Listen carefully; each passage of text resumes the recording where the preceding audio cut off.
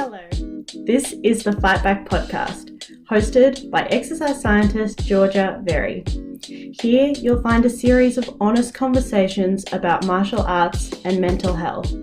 My guests and I explore the statement that every martial artist has heard: martial arts saved me. How and why do combat sports save people? Listen to find out. Everyone, welcome to another episode of the Fightback podcast. Today is a very, very special episode for me. I have on my guest and client, Penny McKay. Penny is an advocate and diversity inclusion advisor. She has qualifications in psychology, disaster recovery, gender and development, and she is currently completing her master's in women's and gender studies at Flinders University. She is also a graduate of the Fightback project, which is why this is so special for me.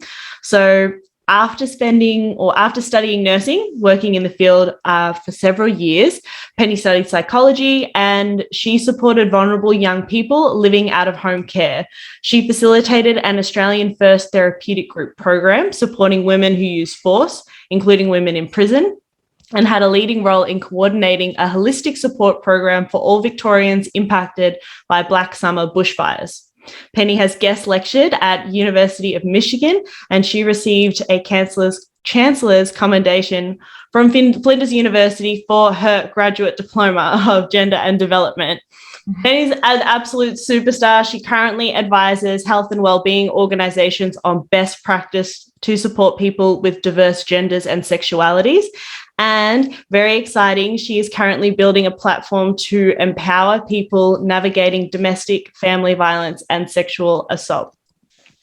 Now, Penny has lived with extreme violence. She grew up in a cult. She experienced and witnessed every kind of abuse and multiple sexual assaults as a teenager and adult. And she is now passionate about connecting women and people who have experienced violence with their bodies and reducing stigma and improving support for people who have navigated intimate partner violence. So Penny approached me to ask if she could come on the Fightback podcast. I want to make it really, really clear that I did not approach her and I don't approach any of my clients. For any of you listening, you will never be pressured to come on and tell your story. But for Penny, she said to me, I really want to come and share my story and hopefully it's going to help some person in some sort of way. All right. So this is Penny. Hi, everyone. My name's Penny. I use she, her pronouns. I'm joining from Wurundjeri country today. It's such a pleasure to be here and can't wait to chat on the Fightback podcast. So excited. So as people might have already alluded for themselves from the introduction that I gave, Penny's story has a number of things that might be triggering for you, that might bring up things for you. So please be aware that there are lots of support networks available to you, and we will link those in the comments to this, but also hold space for yourself and your feelings and listen to this podcast, taking breaks, or choose not to listen to it if it's going to be too overwhelming for you at this point of time. Okay. But all that said, like I said at the beginning of this episode, Penny has done so many incredible things in her life, and she is going to do so many incredible things still yet to come in this space of helping other people recover from trauma and heal and, live through all these crazy different things that we get exposed to in this world. And so we're going to start at the more dark stuff. We're going to go through Penny's history and then we're going to get into talking about all sorts of different topics. And Penny is honestly a wealth of knowledge about all things. She's such a unique guest for this show because she has experience in so many different areas. So let's get more to you talking. Like I said, this is going to be a podcast more from us hearing from you. Let's start with your story. Can you talk from childhood up until you found the Fightback project? Yeah, absolutely. So I guess in terms of childhood trauma, I grew up around a lot of male perpetrated violence. also within a cult that really heavily subjugated women. So I guess when I say that to people, it's often a shock. The way that I view it is that I grew up basically as an expert in navigating trauma from a really young age, in how to mitigate conflict to avoid violence.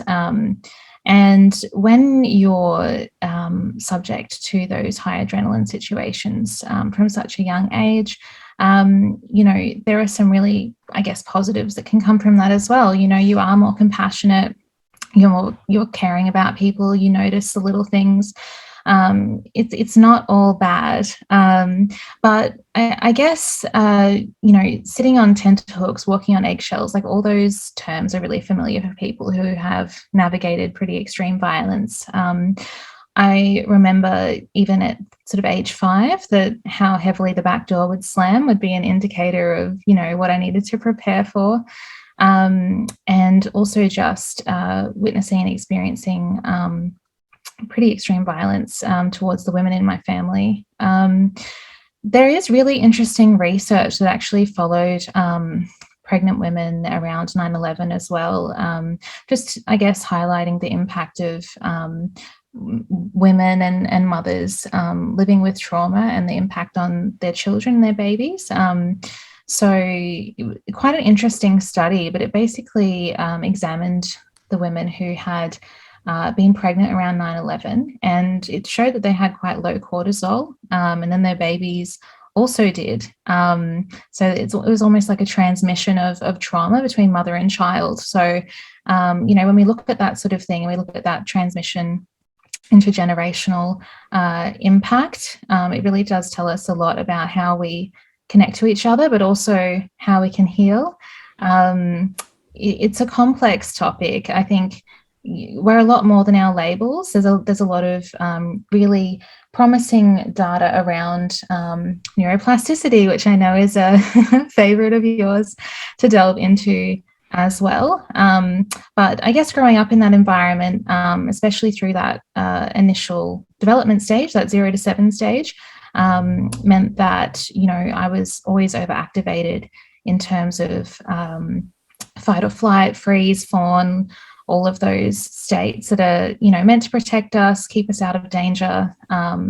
So I was, I guess, always sitting in that really high adrenaline space. We've got our alarm systems in our brains designed to keep us safe, and those switches get flicked on, and it was essentially like mine was never able to be flicked off. And so then you were in there until what age? So I basically I was also homeschooled as well until age 14. Yeah. So there was really, I guess, very minimal escape. And it meant, again, like I said, being hypervigilant at all times, and you're always kind of thinking about your exit plan. You're always jumping in the middle of fights. I found that I was quite fearless of emotional and physical violence, especially in defense of the women in my family. And so that was sort of my life from 0 to 14. And then I was able to go to school for year 11 and 12 at a local Christian private school. And I guess that's when I sort of started planning my exit strategy. The I guess most concerning thing is, at least thinking back through a developmental lens, is that if you're always assessing risk, you're always looking for a way out, you can never really feel safe. You can never be grounded in your body, because that's your primary focus all the time, is just how to get out. Yeah. And when we talk about those young years as well, that's like the age where your brain is developing, right? Your amygdala is developing, and the other parts of your brain are being formed, and so much of your energy and resources are going to growing the area of the brain that is your alarm system, that is like being hypervigilant and checking on things. And I can't even imagine what that must feel like to not know anything even differently than that, and then how foreign it must feel to get out. How did you feel when you first left? Yeah, look, it was at the time, you know, I was just doing whatever I needed to do to survive. And the primary reason that I wanted to get out is so that I could get my mum and my sister out as well. So I guess that I always kind of just saw myself as a protector in my family, and that's what drove me through. But it's so interesting, you know, and it's the same reason that children and young children can survive around really extreme events and cope, and you know, those defensive coping strategies, that disassociation that our brain can kick into. It is really helpful, especially when you're living with repetitive trauma over time. Obviously the issue is, you know, if you're outside of those contexts, it's no longer helpful. But you know, if your brain alarm stays on, if you're not able to get in touch with yourself in that way, then you don't know any different. I mean, for me, I also developed an eating disorder from the age of 12. That was one of the only things I could control, was what I was eating or not eating. And within a cult that subjugates women, obviously there's a lot of body-based shame as well, a lot of control over you know, what you're wearing, like not being allowed to cut hair or wear like typical men's clothing, all those kind of things as well. It was bizarre thinking back to it, because other women in the church would like use a candle to burn the split ends off their hair instead of cutting it, you know. I mean, the ways that people figure out how to cope are just unbelievable. And at the time, I just thought that was a bit weird. But now when I say it out loud in this context, like, you just realize that you really do figure out how to survive through anything. I managed to leave home when I was 16 by sneaking bags of clothes out to my music lessons every week and storing them, and got taken in by this beautiful family who had an idea about what was happening. So I did finally get out. I also was probably privy to a bit less abuse than my mother and my sister, because I would stick up for myself and I wasn't afraid to get in the middle of fights. Yeah, and I think when I did get out, I sort of thought that my problems were solved. You know, that it would be like a shiny new life, and I just had no idea even that sexism and homophobia and all those things existed outside of the cult I'd been raised in, you know. But turns out they do. So I was very young, I was very naive, and obviously very exploitable as well. Yeah.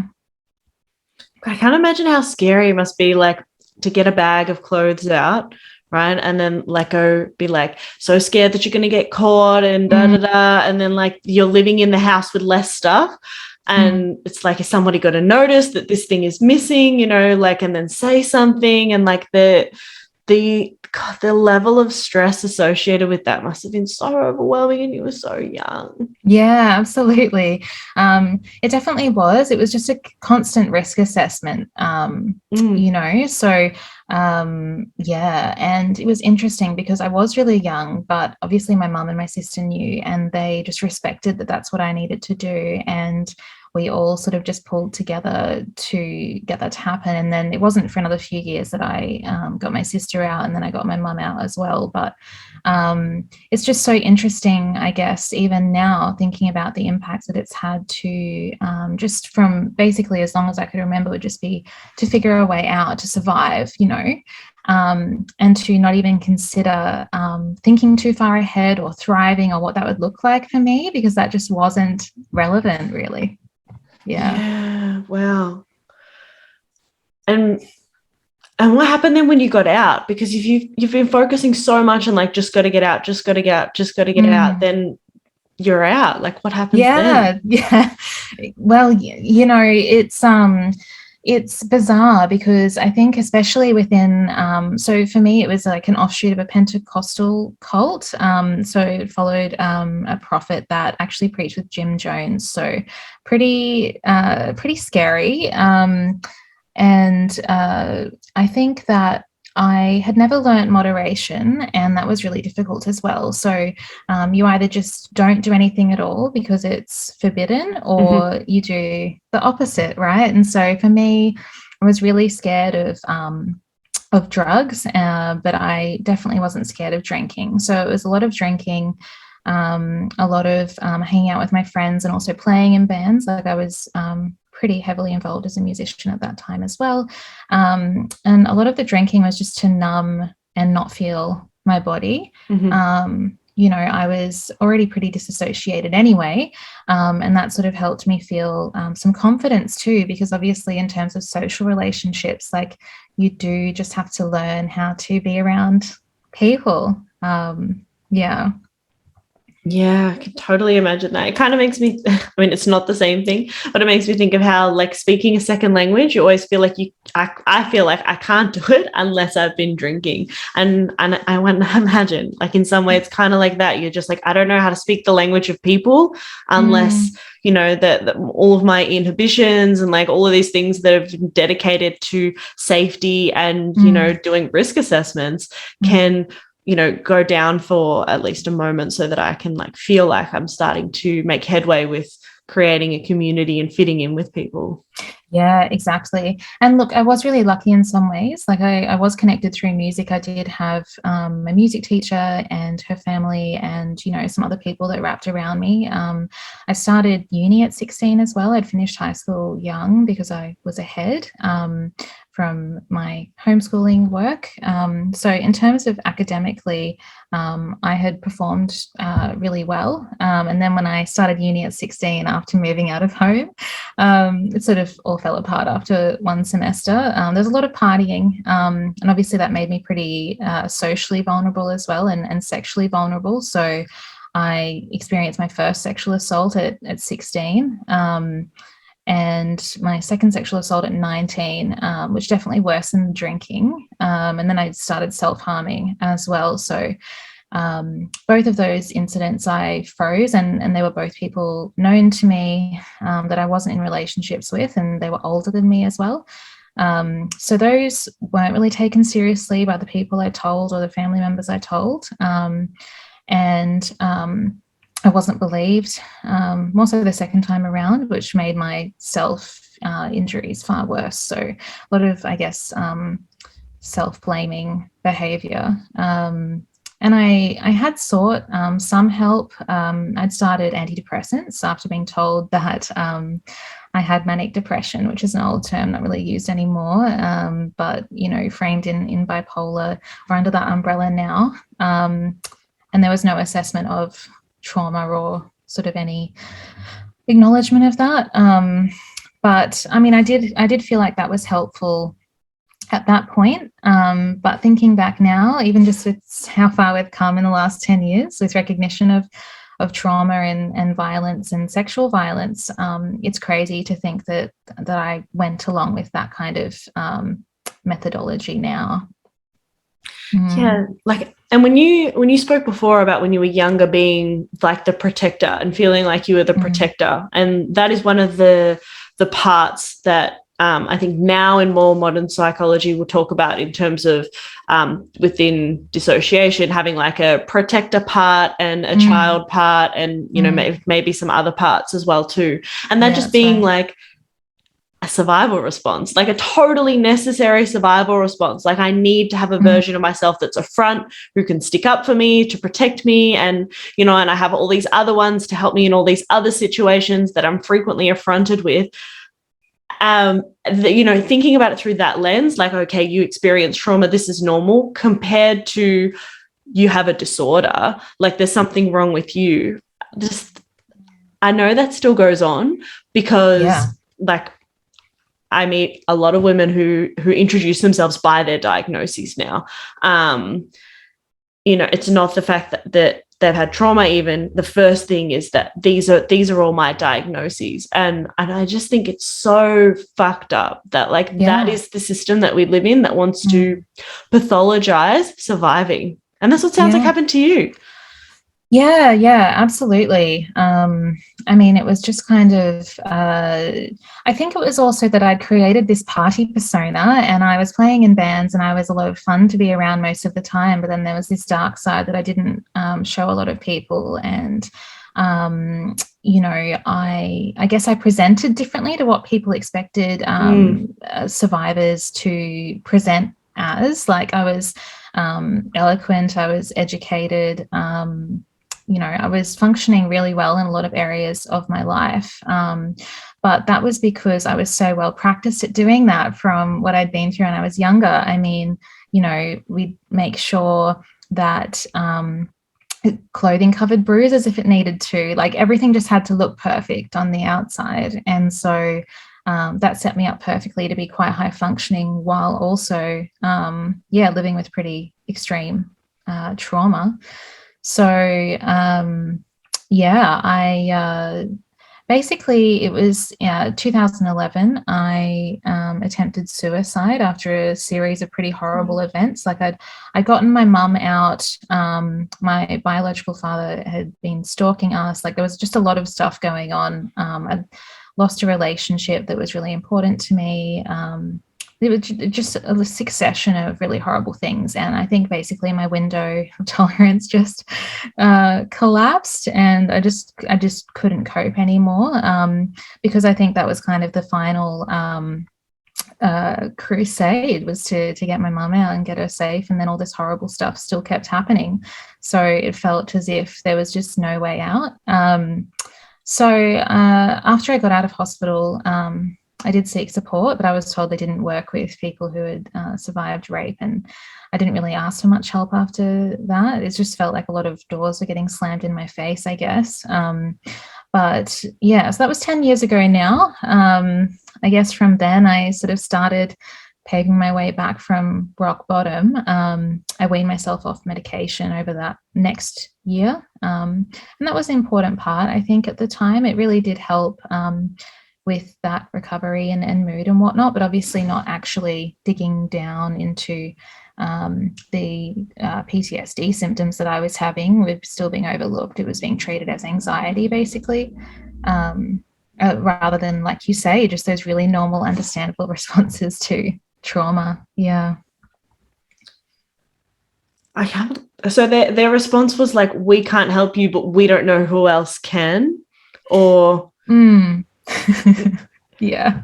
And I mean, look, things have come a long way. Like I hope so. Yeah, now it's sort of no wrong door policy. If somebody discloses something to you in a healthcare setting, then you assist them to move towards what they need rather than say no.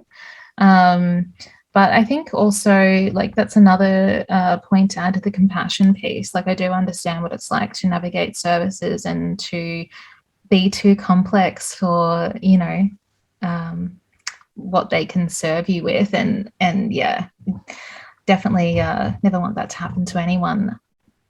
Yeah, absolutely. I think it's a flow on from the medical model that we had that initially looked at, you know, if someone has a broken arm, you know, you do this, and it's like all very linear and straightforward, and that, you know, created the rise of specialists. But of course, when you first walk through a door, you don't just happen to walk through the door of the correct specialist. And a lot of the time it's not only one thing that's going on. But I do agree with you. I think even the term trauma informed just like exists now as a phrase, and people kind of know what you're talking about. Definitely not as much as they could, but like it's improving for sure. Yeah, absolutely. There's just a lot more awareness, I think, of you know, what that actually means, and you know, just embedding that and mainstreaming understanding into healthcare services needs to happen everywhere. I mean, when I moved to Melbourne in 2014, the following year I started seeing an amazing psychologist, and I still work with her now. I think I just got really lucky that I found someone who was just wonderful and worked with me slowly and patiently, just to help me accept that everything I'd experienced fell within the parameters of complex PTSD. But I never felt labeled, and I never felt that was anything other than, oh, this could be helpful to understand a bit better about what you're experiencing. And that was really good. I mean, it took us 4 years to get to the point of going through exposure therapy, and that's not for everyone either. I think for me, as someone who always intellectualized my experiences, always needed to understand why and really drill down into those processes, that was helpful for me to be able to rewrite the script, to dive into that memory and work through that sexual assault when I was 16, because then that helped me process, I guess, other events that had happened as not being my fault as well. It gave me a framework, I guess, to actually understand that and to rewrite that script. And I mean, the whole idea around exposure therapy, I guess, stems back to that regular memories sort of flow through like a grid, and we can access them or not, and that's fine. With trauma memories, they tend to go across the grid and get stuck somewhere in sort of like a dead end street, I guess. And then they can't go anywhere. They're trapped. They're stuck there. And until we can move them across as more regular memories, they can still really disrupt your day to day, or they can pop up when you don't want them. And so the whole idea is to unstick them. I like unstuck. Yeah, we want to get unstuck because that reduces our distress. So if we look at the SADS level, like the subjective units of distress scale, SUDS, then often when people are thinking about, trauma memories, or they're experiencing flashbacks, like their SUDS level is really high. And then for people who do find exposure therapy helpful after they've processed and rewritten and whatnot, the SUDS is very low. So even if you were, say, to go back to a place, if you can access that part that has been, I guess, rewritten and re-understood, re-scripted, etc., it can really help reduce the distress. So when you say it was really helpful for you to intellectualize your recovery, for you it was like, I want to understand the psychological, scientific framework behind it, be able to use all of that language, study these things, and then put it into practice. Like, you needed to know the why behind what you were doing. Yeah, absolutely. I mean, I think I still wasn't really acknowledging my body stuff yet, and maybe I wasn't ready to, and maybe that's okay. I think that I did want to gain deeper understanding, but I also am the sort of person that wants to just face things head on. Like, I'm quite direct, that's why I was able to jump in the middle of fights and break them up, and be the one that would cop a punch sometimes, because I wasn't scared of that. And so with exposure therapy, for me, it sort of felt like I was in a place whereby, I'd worked on a lot of my personality vulnerabilities. I was feeling like I could put boundaries in place with people and all those things that I'd learned in those 4 years of therapy. So I was very much in, like, I guess, a safe place before I did that. It's definitely not something that I would think is appropriate to kind of jump into, or it's not a one size fits all, obviously. Yeah. Yeah, and I think that's like everything, right? Everything's on a continuum, and everyone's at the part where they feel comfortable to get started. I also wouldn't recommend that anyone jump straight into sparring, and I wouldn't recommend to most of my clients that they jump straight into hitting pads. It's a gradual thing that you work your way up to, building up skills along the way. Like, nothing in life, it should be that like 0 to 100, and the effects of that tend to be not that great on the nervous system long term. Yeah, exactly. And that's so true. And I think that, that resonates a lot with the ethos of the Fightback project as well, to do things at a self-pace. You can walk through it. You don't have to run straight away, and it's all fine. Same with, people's responses, the emotions that come up, like, they are all fine, all understandable. And, just being able to help people sit with that is really, really important, I think. So I guess it had been really difficult for me to actually understand how to form safe relationships, because I hadn't had a framework to do so. And certainly some over the earlier part of the last 10 years were abusive. I'd done a lot of work with my therapist, I guess, to be able to recognize boundaries, to keep myself safe and try and, I guess, aim for respectful relationships as well. And I think I was always just so driven by the idea that I never wanted to be in the position that my mother had been put in.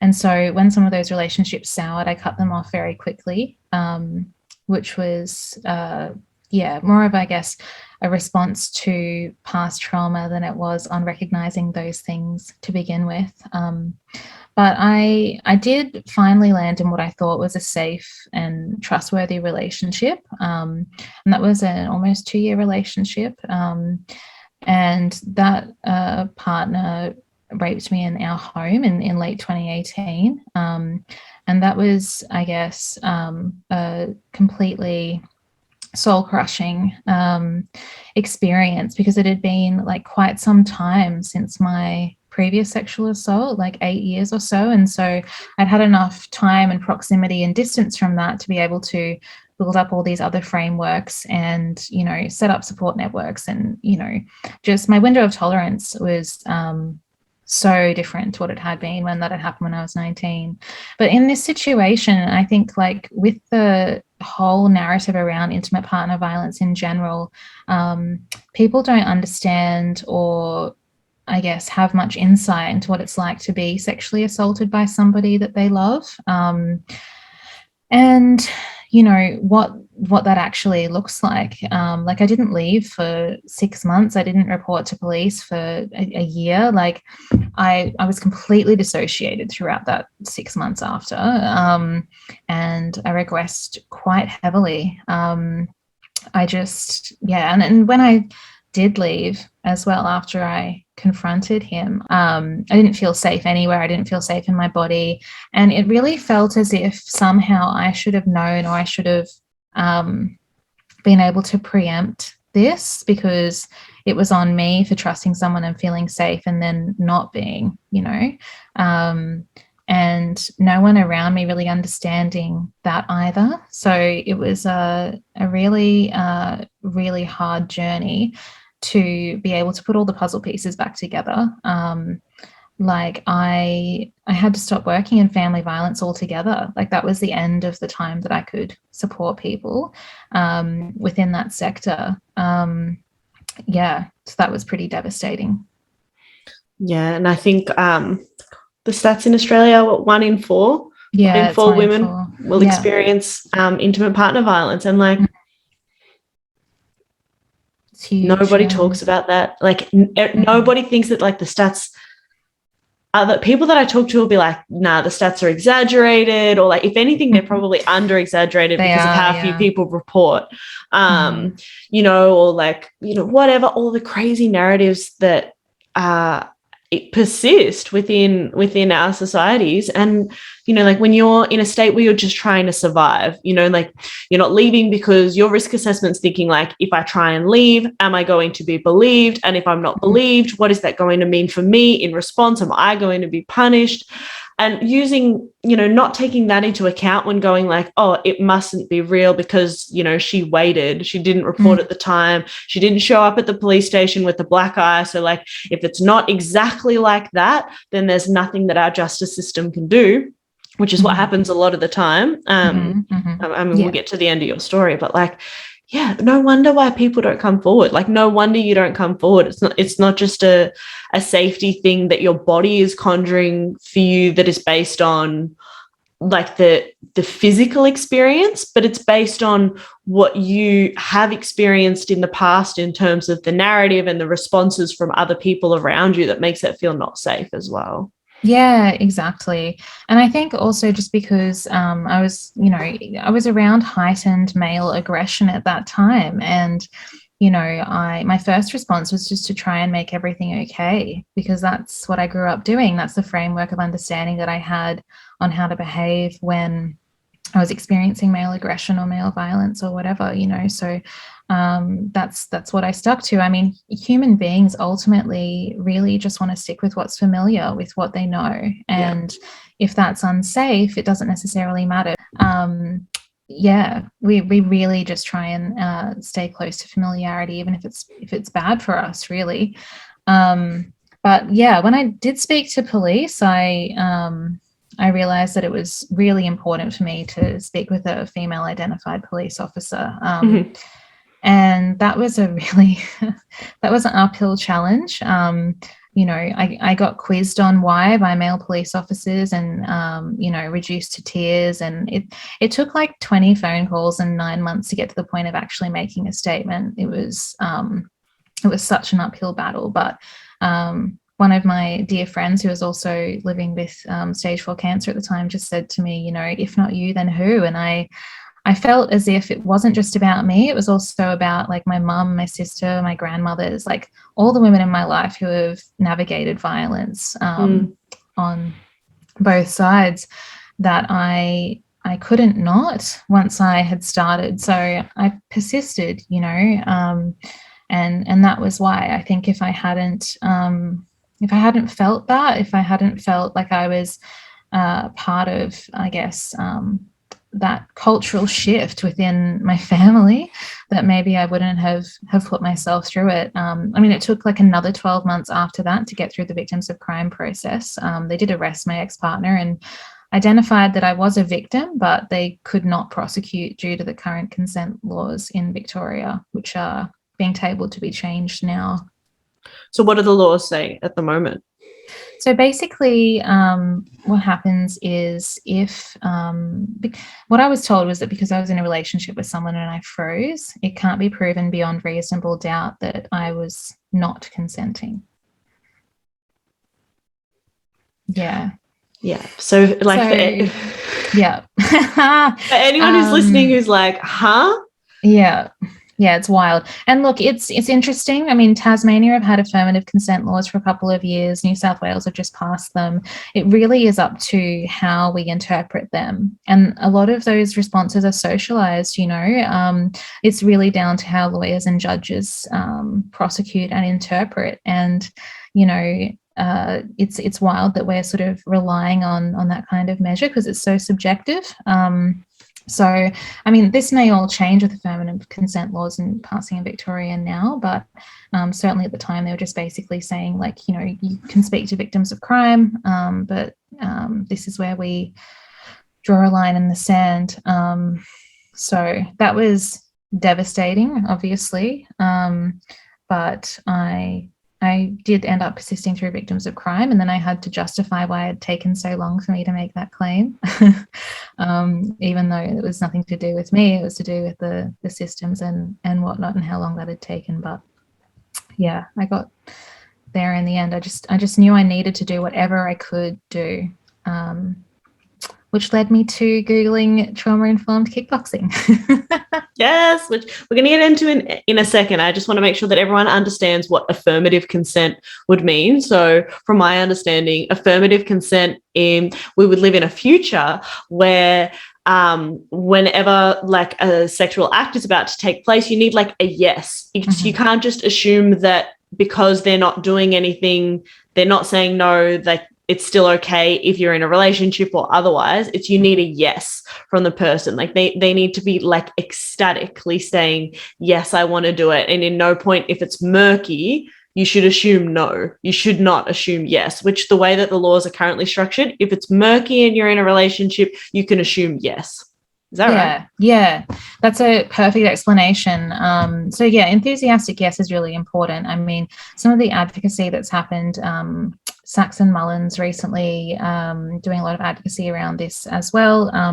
In her case, it was the conviction of her perpetrator was turned over on appeal because basically the argument was that even if she didn't consent, the perpetrator had reasonable belief that she was consenting.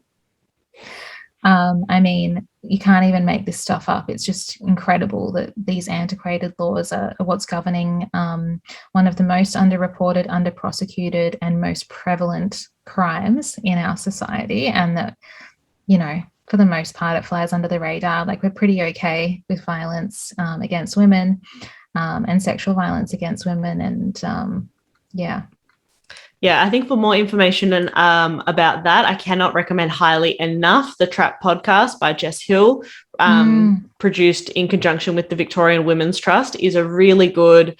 Currently 9 will be 10-part series that really goes through like every element of the systems and policing and the societal norms and like all the parts and all the trauma experienced by all people, men and women, that like cumulatively have led to this situation that we're in now. And I think if you want to learn more about that, I would definitely go there.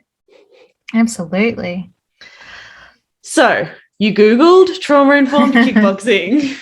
I did. Look, I'd always wanted to do kickboxing, and I was just feeling really disconnected from my body, disconnected socially. Like after leaving, I hadn't even been interested remotely in like any kind of dating or just like human interaction in general. And I thought, like, I really need to do something. I need to figure out a way back. I need to figure out how to connect. And I knew that I wouldn't cope, I guess, being in a male dominated environment. I mean, I didn't even feel safe enough to go anywhere on my own, really.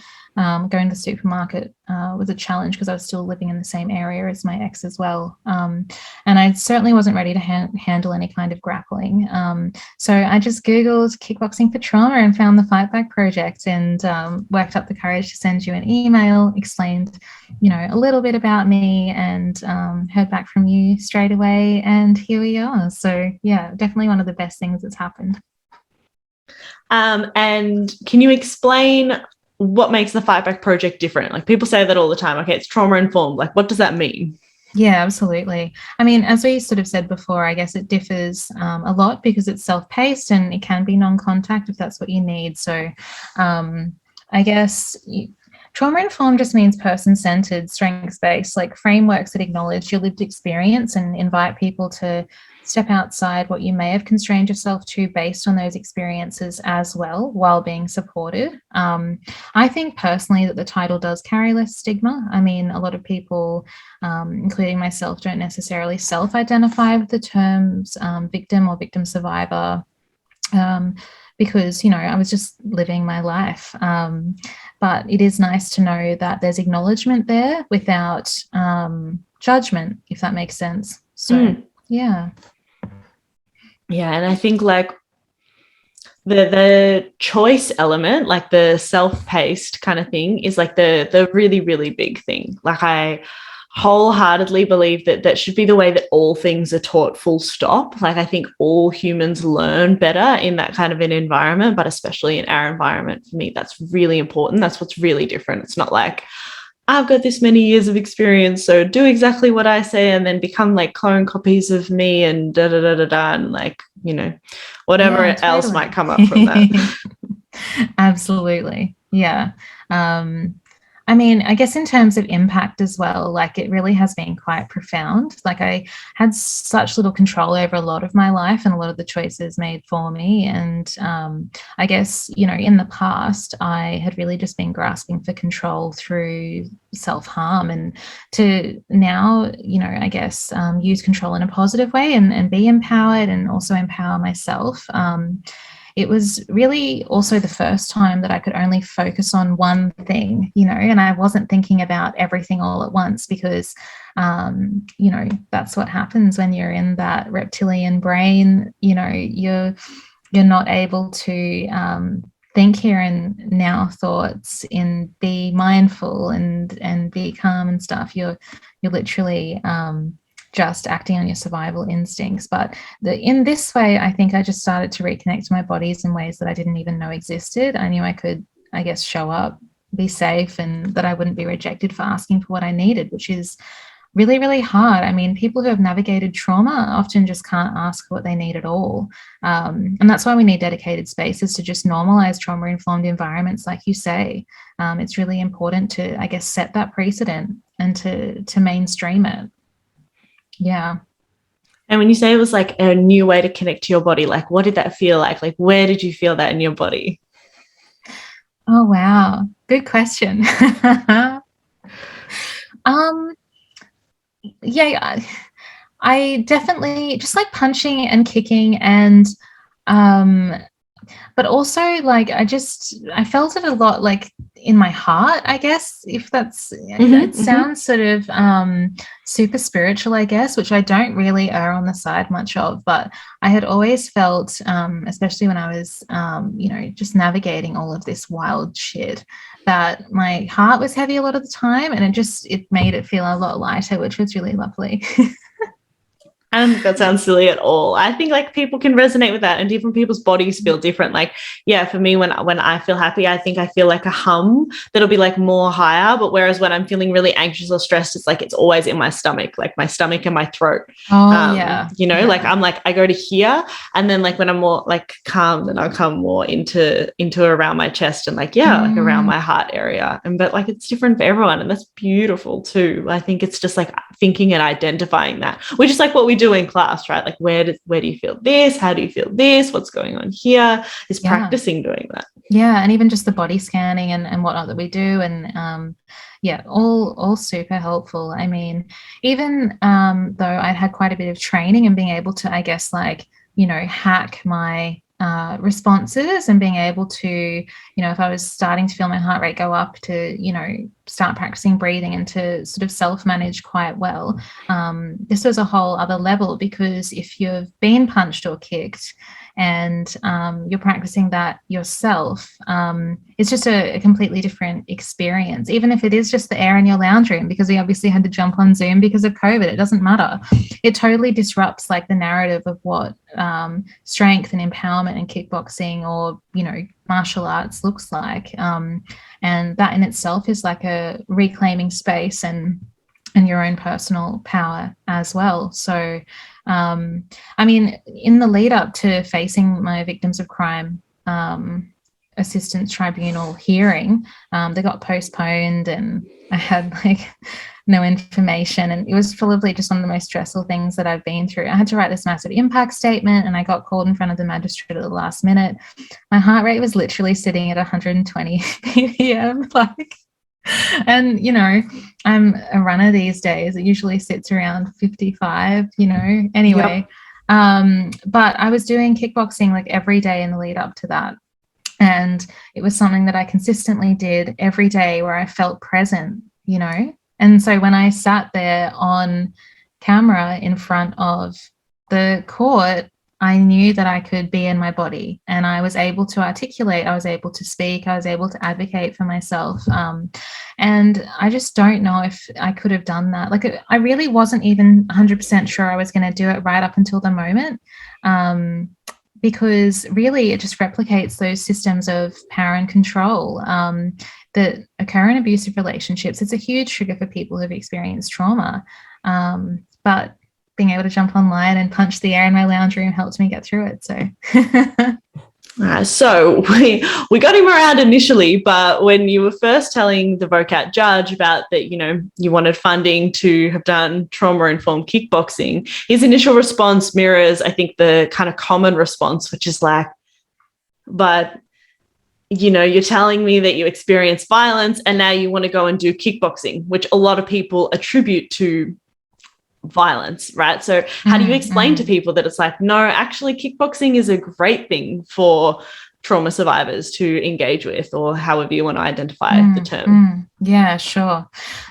Look, exactly what you said. It's a really common misnomer about what recovery looks like using, I guess, body-based processing in general, and that will trigger people. That was certainly his line of thinking.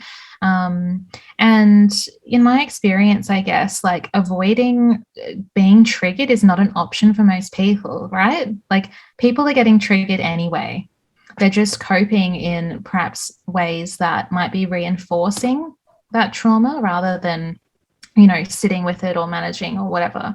And having a way to actually move through it and be supported in that space is incredibly empowering. So a lot of people have spoken to this on the podcast as well, just in terms of self-confidence, how you carry yourself even when you go to the supermarket can change just through movement, through moving your body in a way that feels powerful for you.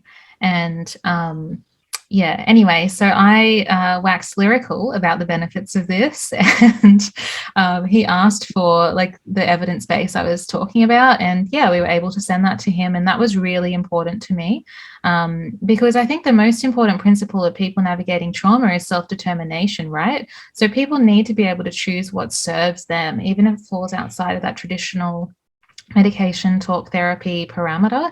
And, you know, again, both those things have been helpful for me at different points, and talk therapy is certainly something I still utilize, but it's not one size fits all. And if we do think about trauma as grief stored in the body, then that helps, I think, explain the power of kickboxing and of, you know, body-based therapies, recoveries, like whatever that looks like for people. Yeah, the body keeps the score is just like the gift that will never stop giving. Like for me, I'm like, I'm holding it up if anyone's not watching. It's like my Bible. It's like wherever I am, I'm like, I've got it here. My copy's so like dog-eared and tattered and highlighted and sticky noted, and it's brilliant, right? I mean, we call it the trauma Bible, basically. It's so powerful, it's so incredible, and yeah, I couldn't advocate strongly enough just to consider trying. So I want to ask you to explain a concept that I think people kind of know the word of, but they don't really understand, and they don't really understand the impact that it has on how society has built a system wherein interrelational violence and violence in general is just kind of like an accepted part of our society, which is mind-blowing. So that is the patriarchy. So what is the patriarchy? How does it relate to violence? And how does kickboxing help people fuck that system, like buck that system, like change their way that they view themselves in that system? Yeah, absolutely. I mean, you're asking a gender studies grad/student this, so buckle in. But yeah, look, it's interesting, isn't it? Because patriarchy really just speaks to a system of hierarchy and power over, which is something that we, I guess, talk a lot in more broadly in the field of sociology. But traditionally, it's you know, perpetrated by men. It underpins systems that are built by and for men as well. I'm an intersectional feminist, and I'm pretty passionate about acknowledging that we live in a really binary world, right? We live in a binary world with binary systems and binary metrics as well. They don't allow for nuance or certainly diversity. And anyone can enact patriarchy. Anyone can borrow from that power over structure, regardless of gender identity. But it is important to think about, I guess, where it comes from as well, and also the impact on male identifying people and the expectations that come along with that. So, you know, like not expressing emotions and having only one way to present as masculine, and all of those sort of really toxic things that significantly impact men's well-being as well. So I guess from my perspective, growing up in such a heavily patriarchal setting, I really just wanted to be one of the boys. I didn't want to be seen as weak. And that's how I viewed femininity. It really was. Like, I experienced a lot of misogyny once I left home. And obviously that also resulted in a lot of internalized misogyny as well towards other women. Like, I didn't really connect overly with a lot of women.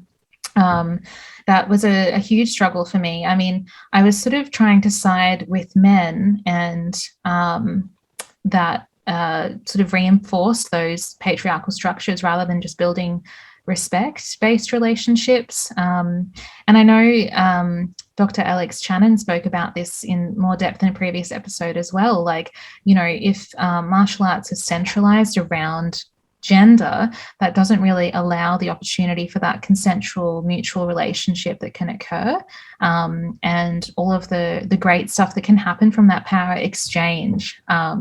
So yeah, there's a bit there. I'll pause for your comment. Yeah, it's a huge topic, and like you could jump in if there's like any bits of this that I get wrong, but I think of it like a binary world to me means like we love to be like, all of these things belong in column A and all of these things belong in column B. Column A things are masculine and column B things are feminine. And the impact that has on men is, if you do things in the column A, in the masculine column, you are rewarded as a young boy. And if you do any of the feminine things, you are punished. And some of those feminine things are showing emotion, crying, etc. And that leads to a trauma around not being able to express your emotions and your fears and things like that. But then also being like heavily encouraged to do things that are like masculine, and that reinforces a kind of power over thing. And that's how men can get into situations where they only feel safe if they have power and control. But that it doesn't have to be like men and women kind of thing. It's also like the privileged and rich have power over the less privileged poor. You know, white people have privilege over black people. All humans have power over the environment, and like any power over system leads to total mayhem and like fuckery. Like really bad things happen in every system where we try to have power over some other part, because there is no symbiosis, there is no working together, and like everything needs to be a give and take. Otherwise that imbalance shows up somewhere negatively, and it's kind of this like crazy old human belief. It's like, if we can control it, we can make it better, and we will account for all of the things. And like we've just discovered so many new things even within just the scientific world that just like, maybe we shouldn't think that we are so all powerful. So that like big zoom out is like to come then back and say, generally speaking, like the key term for me in the space is like power over. We think it's okay in our society for anyone to have power over anyone else, and it's not. Yeah.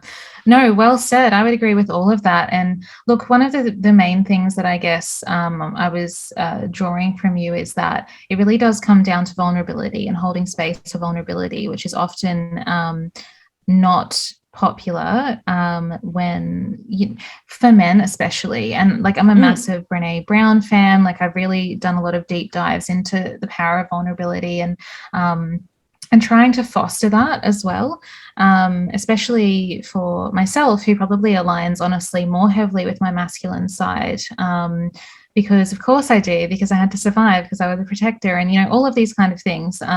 But yeah, holding a mirror to ourselves in terms of how willing we are to sit in the discomfort of the prevalence of gender-based violence and the part that everyone has to play in shifting that is a really difficult thing, and it requires people to sit with discomfort. And unless you're willing to be vulnerable, you're definitely not going to be uncomfortable, right? So really what we're asking for is people to build on the emotional intelligence piece and to do the work. We need everyone involved in this conversation, regardless of gender identity, because it's quite a binary conversation now, and this is the result, right? So if we continue to do the same thing and expect a different outcome, that's never going to actually shift the paradigm. We need to be centering diversity, centering complexity, all those kind of things. But I think that people who have experienced violence are often less equipped to be supportive of others if they have unprocessed trauma themselves. And a lot of the time people have pretty limited resources to do that as well. So if you're, let's just say, you know, a woman speaking to somebody who identifies as male about violence, and they don't have a frame of reference for that, or they haven't ever considered it and whatnot, that can be a shutdown response, which, you know, stops the conversation, shuts down the person who's navigating or survived the violence, and, you know, the conversation doesn't even get to begin. But it really shouldn't fall with the people who are navigating the violence to do the work most of the time. Obviously, there's context where that is appropriate, but given how prevalent this is, this needs to be something that is relevant for everybody. It's really interesting, you know, like I've done a bit of diving into epistemic theory, which I guess sort of I see as building on attachment theory.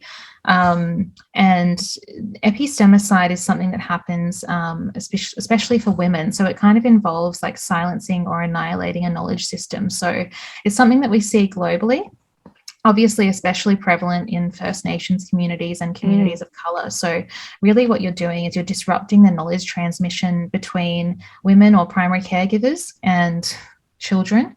And that results, I guess, in the destruction of ability to trust or to fully engage in social bonding. So if you can't trust your environment and you don't trust like the knowledge that is being instilled in you and you don't connect to community, then, you know, that reduces people's capacity to be connected and to heal. And, you know, we know that we're social creatures. We know that that's how we improve things. We know that that's why groups are so helpful for people. So I guess thinking about that and thinking about patriarchy and how that impacts women specifically, I mean, it's used as a weapon of war. That's why they call it epistemicide. If you can destroy women, you can destroy communities. It's really like a very gendered phenomenon, I guess. So there's lots of ways that this plays out in like a broader sense. But yeah, we absolutely do need everyone on board to shift that power over. And I go a little bit more into power when I think about choice and whatnot as well. Like a lot of people like to, I guess, imbue strength rather than power.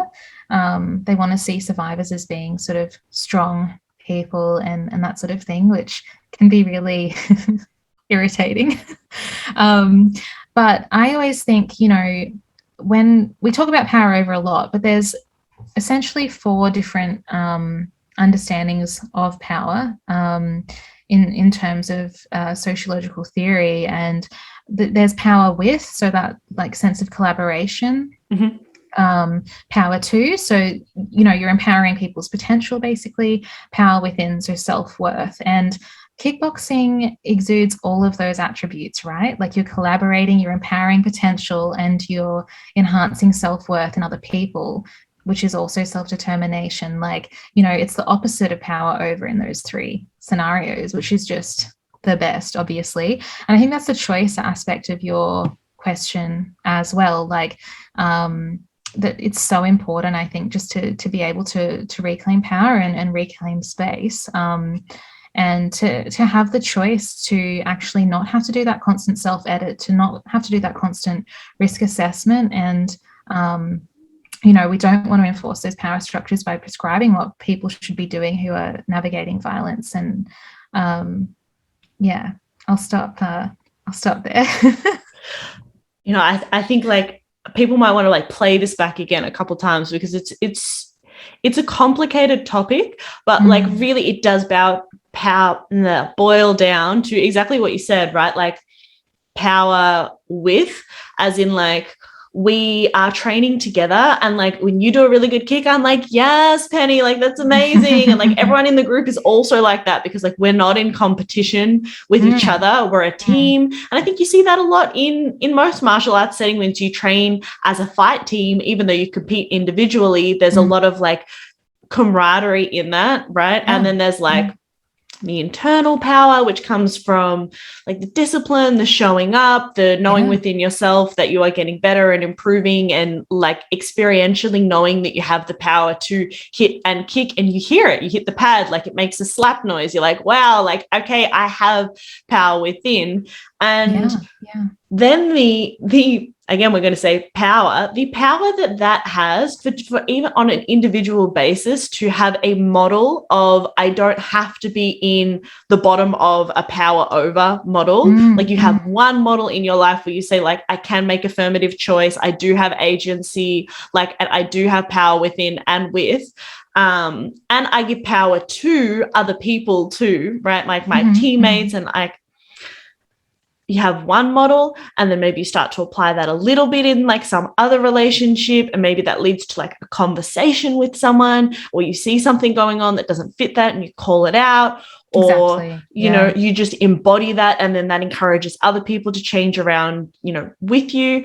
And I think conversations like that are so good, because it can get so difficult to be like, oh, we're never going to get out of this system, like we're never going to fuck the patriarchy. But it's like, we're on an individual level, that becomes a collective level if enough individuals do it together. And like, you can't control everyone, you can only control what you're doing and the people immediately close to you. And like, that's really what I'm trying to do with the Fightback project.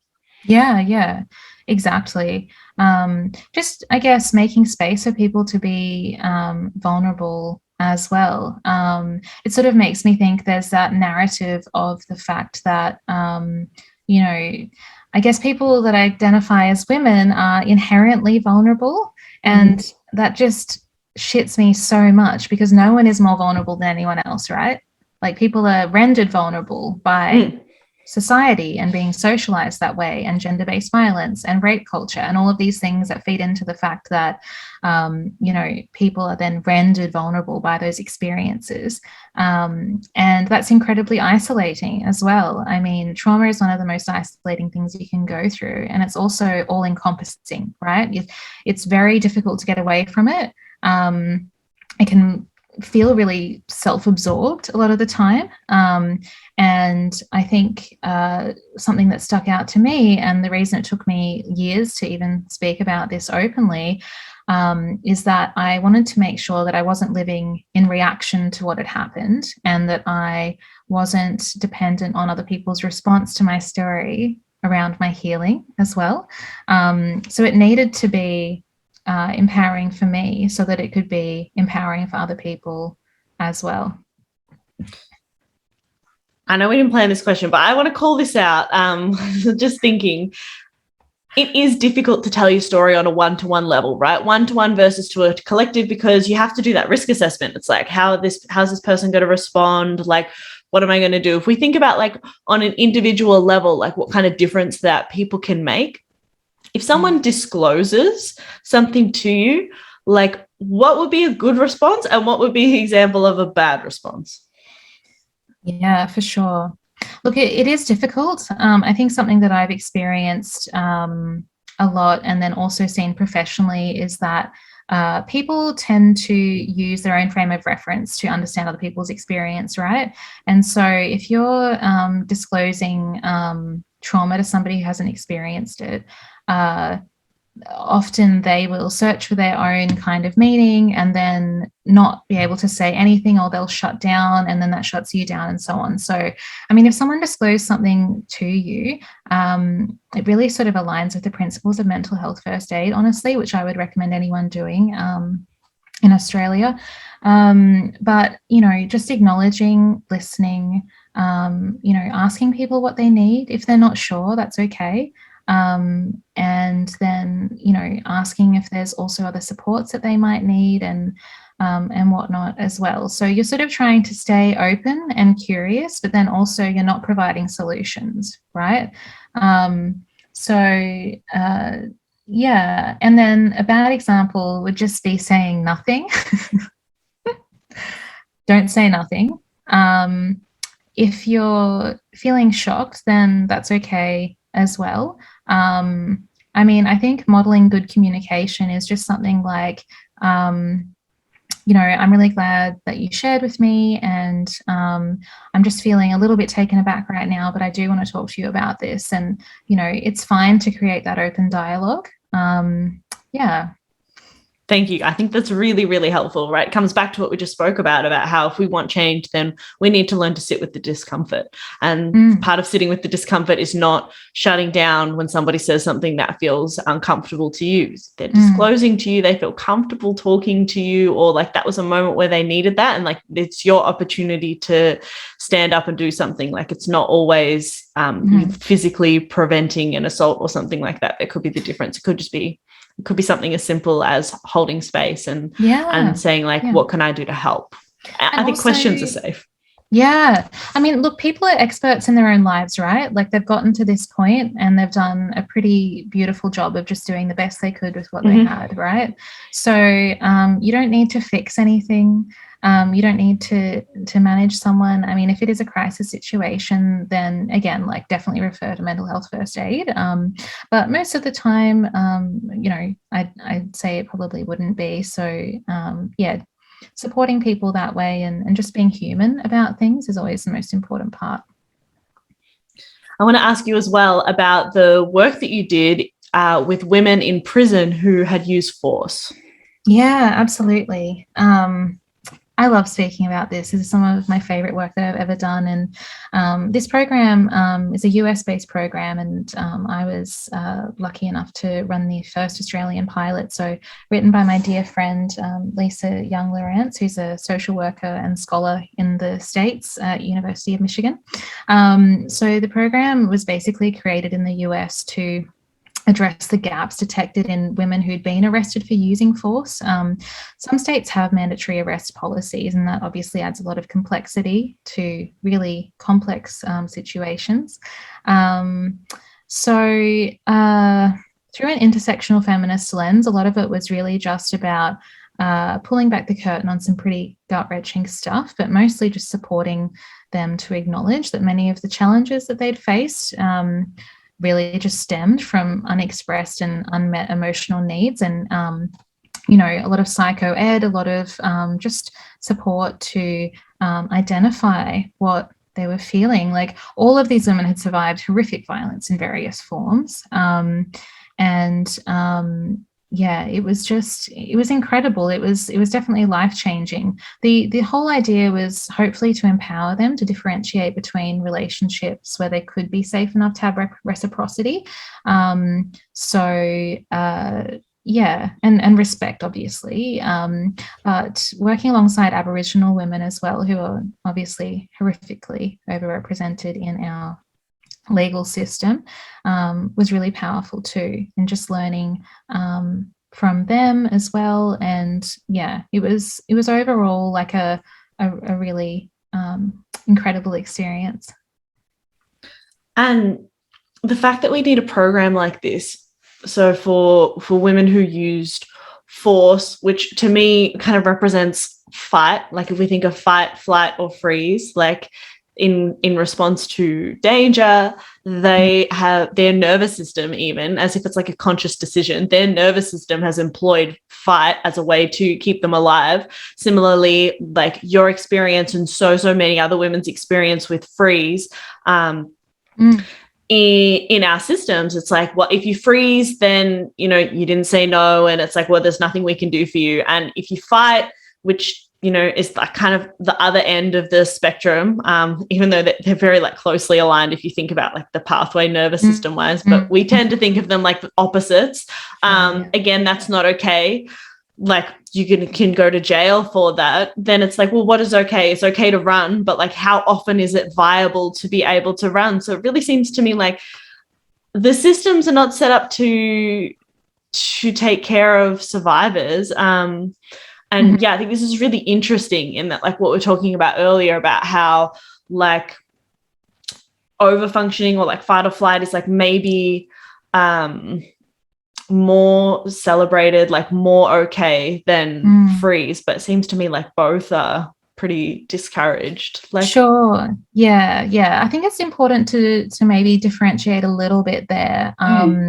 In terms of, I guess, use of force, it really was about often in response to violent situations, of course. I mean, the program that we ran was very much, we're talking about alternative ways to using force in the absence of needing to use self-defense, right? So we're not talking about self-defense, we're not talking about survival, but it's not necessarily prosecuted that way, So then there's all of those guilt and shame-based emotions arising from that, because people will self-label that way.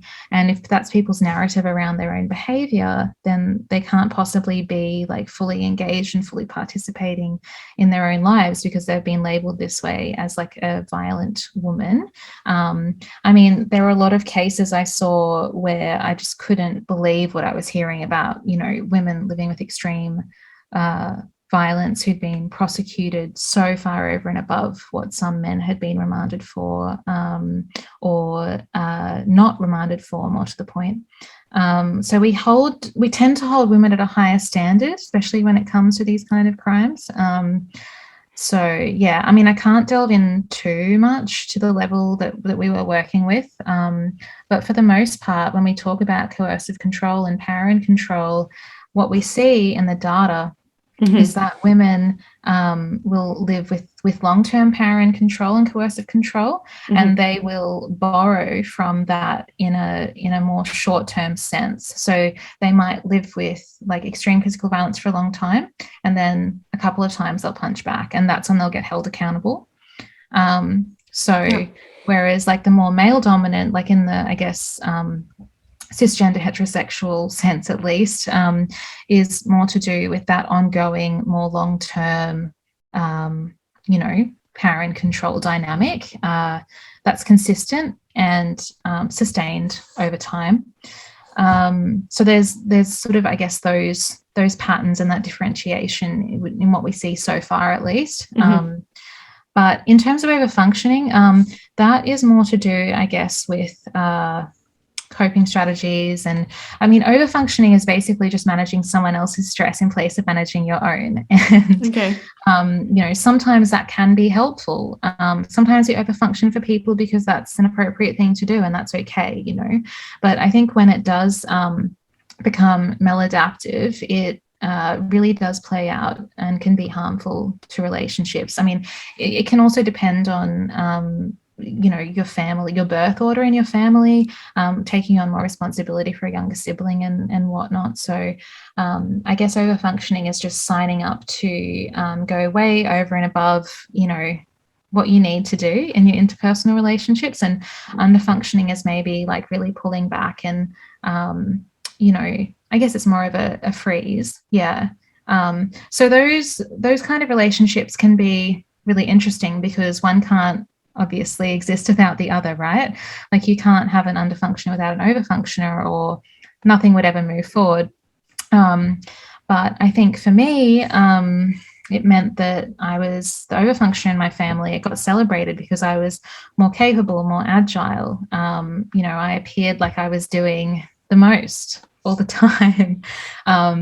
And, you know, that was hard in terms of what we know about, you know, imagery of survivorship. Like those things go undetected and those people go unsupported. It sort of, it disrupts what we expect survivorship to look like, which is very much underfunctioning, small, weak, etc. But really, they're both not great. Like we should be able to take responsibility for our parts, not everyone's, and we should look at managing our own stress instead of always jumping in for other people. So yeah. Thank you. Yeah. And for me, that makes me think of fawn, you know, so like more recently we're adding fight, flight, freeze, or fawn, and fawn being, for want of a better term, like the people pleasing, the looking around and like externally assessing the situation and seeing like, what do I need to do for everybody to make sure that they're happy so that I'm safe? And all of those end with so that I'm safe. But, you know, you might not see that. And like all over Instagram and stuff, you see people being like, I'm an empath, like da da da, like I just really feel other people's emotions. It's like maybe, but you know, like I mean, that just makes me think of like the mirror neuron thing with the, you know, you're taking on board, not understood like how to fill your own bucket first and all that sort of stuff. Like you're always externalizing that kind of thing and whatnot. But yeah, we won't get started on the path of overarching toxic positivity. Yeah, we'll put that one in a bucket and put it to the side, which of course is not healthy, but just in the context of the conversation, we know how many avenues that ours could potentially take. But yeah, I think it it is really interesting and really important to highlight that, like, trauma can look like many, many different things. You know, a victim survivor can look like many, many different things. And the way that people present, just because it's different to the status quo, and I think almost especially when it's different to the status quo, and you can assume, I think, pretty safely that at that point they've been under supported, just because it doesn't look like what we're expecting to see in a society that likes to have like a list of symptoms to like tick off the things and go, oh yeah, you got the thing, X equals Y, you know, like we really do like that kind of things. And of course, like that's the way that our brains are predominantly wired for too, is to do pattern recognition. Exactly. But it's not that simple. We're more evolved than that now. And that's why conversations like this are really, really critical, to highlight the fact that, like, it's not a one size fits all, and people look different. People survive different. Yeah, exactly. And look, you're so right. I mean, we are wired for like good guy, bad guy, like black and white, you know, yes, no. And it's hard for us to move outside that. Like, it takes effort, it takes education, it takes, you know, that extra breath before you respond to anything. And, you know, we do have such a reactive society in so many ways. And I mean, that's why mindfulness-based practice should just be embedded into everything ever anyway. But what was really hard for me was knowing that despite being an expert in trauma and having worked in frontline services, having worked on crisis lines, having, you know, worked in the community, it didn't matter. I wasn't immune to needing to process my own trauma within my own window of tolerance in my own time, and needing that support. And I mean, I think that what I had built up my whole life was that I would get to a point where this was no longer relevant, right? And I had kind of thought, oh, there'll be like a critical mass point that I hit where this won't kind of impact my day to day. And there was a lot of grief that I had to get through to realize that, you know, I am a whole person just as I am now, and that's fine. And this will be something that I continue to manage for the rest of my life, and that's also fine. But yeah, that's a long road for many people. And I think, like, you know, doing programs like the Fightback project, or you know, other trauma-informed martial arts programs as well, can offer people that step up to be able to realize that, you know, that there's a way out that doesn't involve just surviving. Like, you can thrive as well. All right, so the last question that I wanted to ask is coming back to the piece around freeze, right? Because I can't imagine how many women would freeze, and then the way that, you know, things are structured at the moment, and that's seen as that it's not clear that you are not consenting, as crazy as that is. And today we are releasing this episode on the International Day for the Elimination of Violence against Women. So what do people need to know about this? Like, yeah, what do people not know about this? Yeah, look, it's mind-blowing, you know, sort of like I said before, it's a natural response to danger when there's no perceived way out, right? Like, we know that. Also, if you've experienced complex trauma, so repetitive trauma over time, you might also be processing the current experience of violence based on past stimuli, and that just completely overloads the body and it shuts down, right? So a lot of the work, I think, around freezing is really just to release that judgment and shame that comes along with that really, again, normal, understandable response to trauma. We need to keep up momentum to make sure that it's interpreted in a way that actually supports people who have survived these things. It is 1 in 4, like we said before, like, it's just so common. And the grief and confusion that comes from being assaulted by someone you love is just monumental. It was certainly so much worse for me than anything else I had experienced before. And I think it's really important, though, that, you know, we really can't talk about trauma without understanding that all therapeutic work is grief work, and a lot of the time you're grieving for what didn't happen, not about what did. So, you know, you're actually just grieving for the fact that you didn't respond the way you wanted to, or that they didn't say anything, or there wasn't, you know, any consideration of your humanness in that moment, you know. And I think when we think about the 5 stages of grief as well, like denial, anger, bargaining, depression, acceptance, that Elizabeth Kubler-Ross writes about. You know, we need to understand that to understand trauma is to understand those stages. And, you know, if we reflect on the kind of entry points that people have into all therapeutic practice, whether it's talk therapy, go and see GP for a mental health plan, kickboxing, whatever, you know, we have a better grasp, I guess, on how we can meet people throughout those stages, or what people might be experiencing. And the more language that we have around that, the better, really. I mean, certainly for complex PTSD, it's not even in the DSM-5. Like, there's not that recognition of the extra, you know, levels of shit that people have to wade through when they've been consistently exposed to trauma over time, or similar trauma. And also, I guess, just to acknowledge that those labels are really fluid.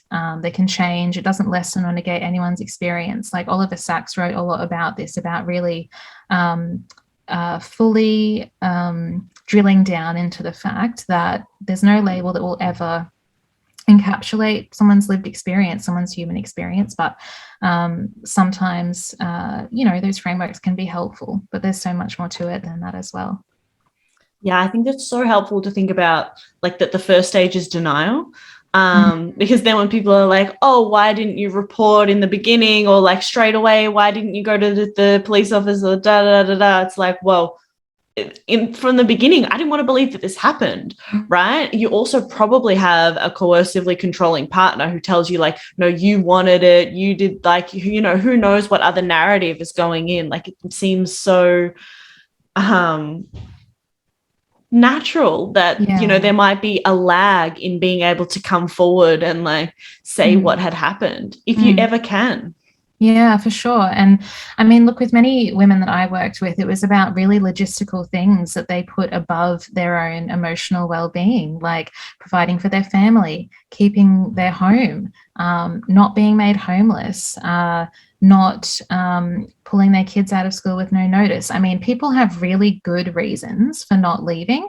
And when it comes to those patriarchal power over structures, like, a lot of the time there is also economic control. There's so many different elements that go into it. I mean, for me, I didn't want to let go of the life that I thought I had. I didn't want to I guess basically just come to terms with the fact that I thought I was safe and I really wasn't, and that I really felt like I was a kid again, in many ways, a teenager, like just surviving. And coming to terms with that took some time, and that's okay. That doesn't negate my experience, but there was definitely a lot of self-talk that I had to navigate, to think, like, you know, is this the case? And, you know, you gaslight yourself basically when you've lived through that amount of trauma over time. But anyone can do it, you know, like the individual and the community power to be able to move through these things is only getting stronger, I think.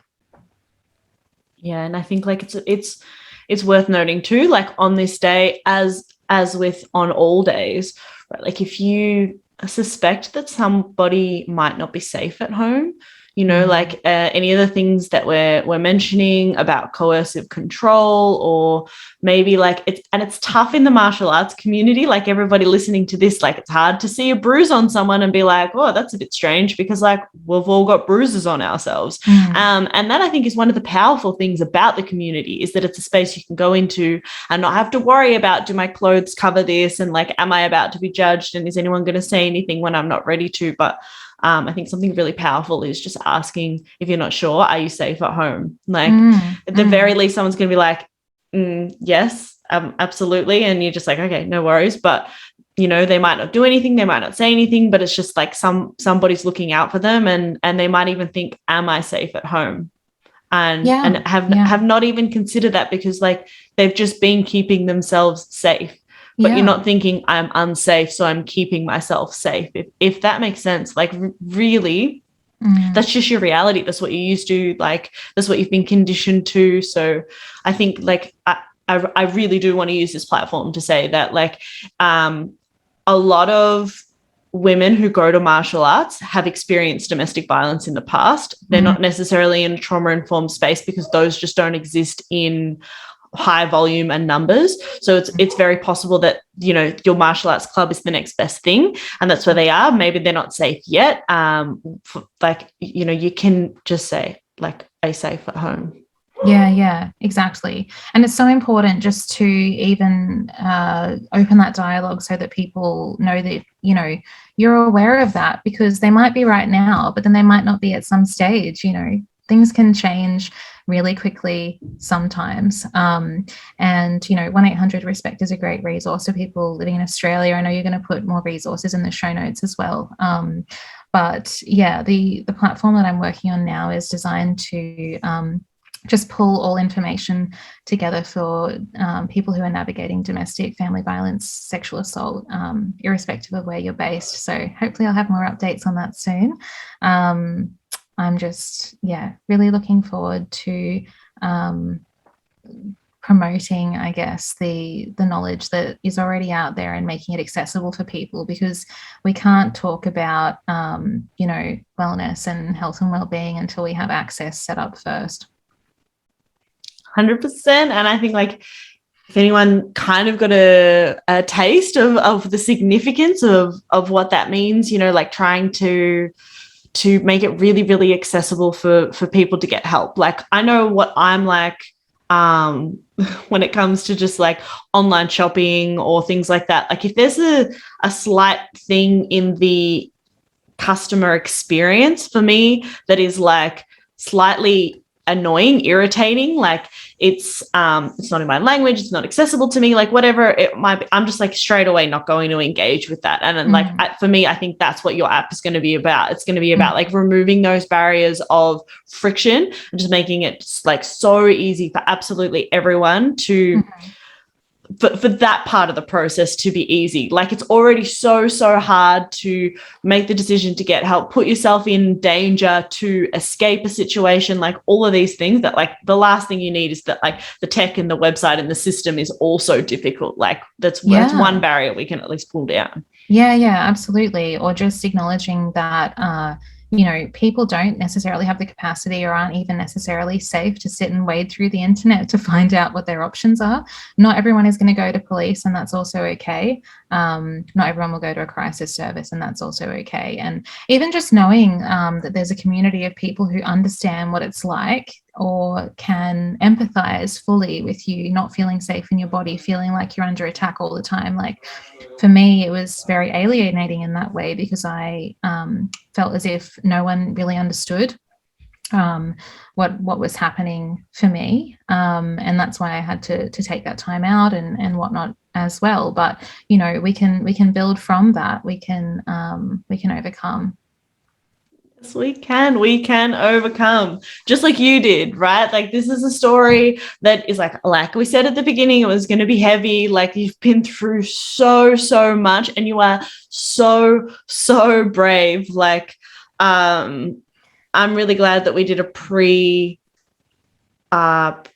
preparation for this interview to pull out and tease out your story, because I think if I was hearing it all live on air, like it would possibly have been too much for me, having known you for so long through kickboxing, because like I feel a lot of anger at the system for the things that you've been through, but predominantly I'm just like so proud of you for being able to come on here to tell your story, you know, despite how much discomfort comes with that, with the hope that it would benefit just like one person who's listening, which I think it absolutely will. Yeah, absolutely. Thank you so much, and thank you for providing the platform that, you know, I felt comfortable to do that. And that's really all I want to do. I just want to, you know, I want my takeaway, I guess, just to be that women and anyone navigating violence, just to know that they're whole as they are right now. Like, there's no right or wrong point in time to connect if you choose to. You can never be, quote unquote, too traumatized to do or try anything. Doesn't matter what you've been through. Like, there are people out there who have experienced similar, and whether you're a cult survivor as well, or have navigating violence right now, there's a program for you. 100%. And we are getting access to new different types of funding. I just had a new client come through on a brand new type of funding that didn't exist a week ago, like all of the time. So amazing. You really never know. Like, I think exactly. The app will obviously be a great place to start once it does exist, but I will liaise with you to put the perfect list of resources in this for people to reach out and also to pass on to anyone, because, like, as we said, today is a really good prompt to have conversations, like sit with discomfort, make like a little bit of a difference, because you absolutely can on an individual level. Yeah, absolutely.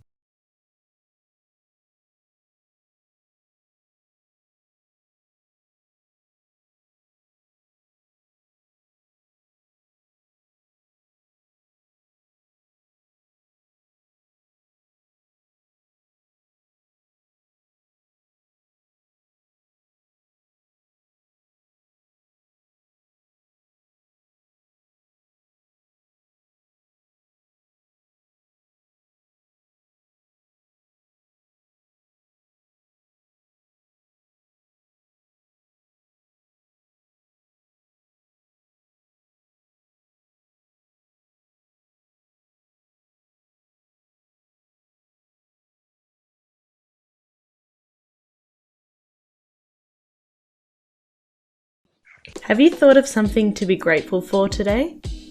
What was it? I'm grateful for the amazing women that train with me at the Fightback project. I'm grateful for Nari and the beautiful song Shape Me, heard at the beginning and end of every episode.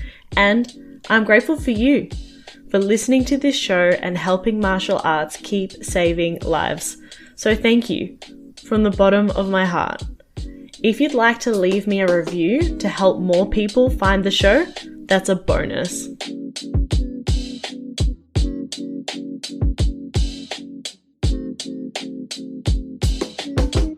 need to know that nobody shapes me but me.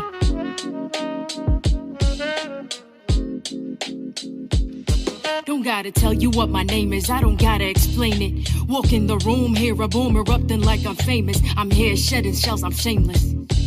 I fear nothing, no complacence.